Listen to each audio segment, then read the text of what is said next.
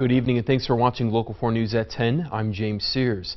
We begin with a developing story tonight. Police are investigating a report of shots fired in Davenport. Police were called to the 1000 block of 15th Street at about 3 o'clock. Officers found shell casings in the middle of the street, while at the same time, this is not the right video if we could get this down, at the same time a male gunshot victim arrived at Genesis East by private vehicle. His injuries are not life-threatening. Police found a vehicle involved abandoned less than a mile away that was reported stolen and had evidence inside. Anyone with information is asked to contact police. And a reminder, if you see news happening, forward it to 4. Download the Our Quad Cities app, available on Android and Apple devices, and it's free. You'll find all of our stories there. You can sign up for breaking news notifications. Also share story ideas and photographs with us as news happens near you. Finding a purpose after the loss of a Davenport teen. The mother of Akeem Hill, who was shot and killed 1 year ago today, is trying to keep others from feeling her pain. That has her working to provide support and opportunities to keep kids out of dangerous situations. Local 4's Sean Logging tells us how it all centers around Akeem's dream.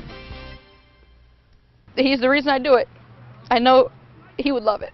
While it might look like a normal summer get-together of family and friends, food on the barbecue, basketball on the court, and conversation, the reason for the gathering is to mark 1 year to the day Akeem Hill's life was cut short at the age of 17. He met a lot of people liked him.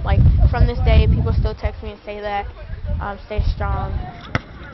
A piece of him is all with us, so it's like when we're all together, it's like he's still here. Part of how they keep Akeem here is through the games he loved. Akeem was a big dreamer, and his dream was to go pro. He didn't care if it was baseball, football, or basketball. He wanted to go somewhere. Carrying on that dream is his mother, Christina Taylor, who has become passionate about opening the doors for teens to have other options. Give them opportunities to have some fun, not be so upset and angry. Know that there are people out here that love you, care for you, even when we don't know you. Taylor says the power of support from others helped her after Akeem's death. I can guarantee if I didn't have my children, my family, my friends, and people that are really, really good out there that don't even know us, I don't know what would have happened. That has her rallying with others to create an organization in Akeem's memory to support and inspire positivity in teens' lives and stay away from trouble. This is not just for my son, it's for what's going on right now. It's for teenagers that are going through this right now. And to dream big. I want everybody to start joining in and maybe see what we can come together and figure something out. Sean Logging, Local 4 News. Sean, thank you. Taylor plans on hosting a yearly event on May 12th to honor her son and provide kids opportunities through the sports Akeem loved. The town of Galesburg was invaded by Russia during the 2016 presidential election through a cyber attack on the state's voter registration rolls. Eric Sean takes a closer look at the town of 32,000 taking center stage in foreign politics. Galesburg, Illinois, a typical small town, was, in the last presidential election, invaded by the Russians. The FBI and the Department of Homeland Security say the state's voter registration rolls were hacked by Russian intelligence. In a sense, it's a declaration of war. It's a cyber war.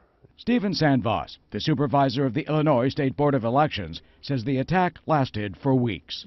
Elections being, a central part of our democracy, being attacked by a foreign government, I think everybody in the country should be concerned about that. He says hackers struck the state's voter rolls starting in June of 2016 in the heat of the presidential election, at one point hitting the system 5 times per second. In some cases, voter names, addresses, the last 4 digits of Social Security numbers, and other personal voting information were accessed. The board says up to 76,000 voter registrations were breached, with the greatest concentration, 14,121, in the city of Galesburg. That, almost half the city's population.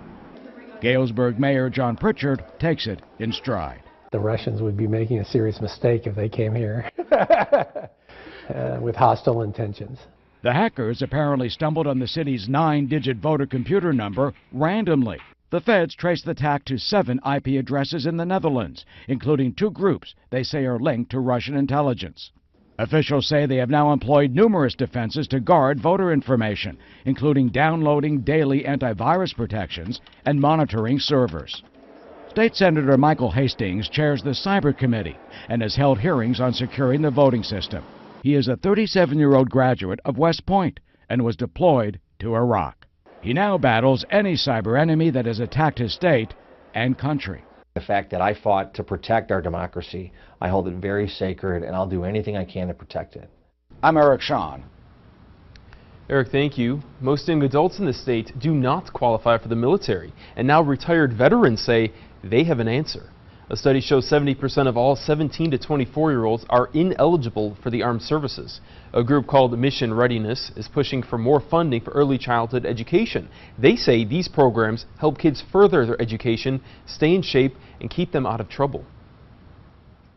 Those are the three big issues that have been disqualifiers for youngsters to get into the military.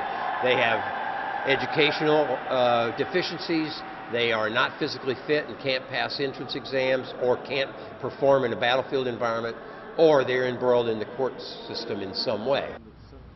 Mission Readiness is asking for an extra $50 million in this year's budget. The governor's proposal already gives them an extra $10 million. Well, they're now college graduates. Students at St. Ambrose University got their degrees today. A class of 456 undergrads and 158 master's and doctoral students filed into the Tax Slayer Center today for the ceremony.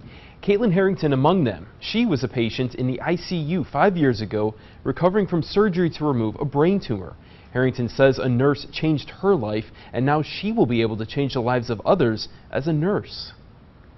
Like the top of my hat says, life's a journey, and this is just another stop in my journey, and from here it can only go up. I didn't know if I was going to wake up and be able to talk or speak, and or even be able to learn again. So to be here is amazing. Members of the SAU graduating class come from 21 states and 6 foreign countries. Kids and families packed the Nabby Zoo this morning to help make wishes come true. The Moline Walk for Wishes helps to raise funds for Make-A-Wish Illinois. 9-year-old Ileana and her family recently got their wish for a trip to Hawaii. For her mother, after seeing Ileana face nearly a year of treatment for NK T-cell lymphoma, the opportunity was all about having fun. It's what you miss seeing while they're undergoing such, harsh treatment, that it's just everything to see her smile, to see her play and be outside and just be happy. Make-A-Wish Illinois granted about 725 wishes last year. It wants to make the wishes of 1,100 newly diagnosed children each year in the state come true. More than $21,000 has been raised so far. And if you would like to help out, to donate, head to a link to our website, ourquadcities.com. Letter carriers filled their trucks with something a little extra today. The nation's largest food drive encourages people to leave donations of non-perishable goods next to their mailbox for pickup. The goal was to collect 10,000 meals in the Quad Cities. And we got word tonight, the totals raised this year, 71,000 meals, which all goes straight to the Riverbend Food Bank. And kids got behind the wheel of some heavy-duty equipment for the annual Touch a Truck open house at a Moline Public Works building this morning. The event serves as an outreach opportunity for maintenance, parks and recreation, and police and fire departments.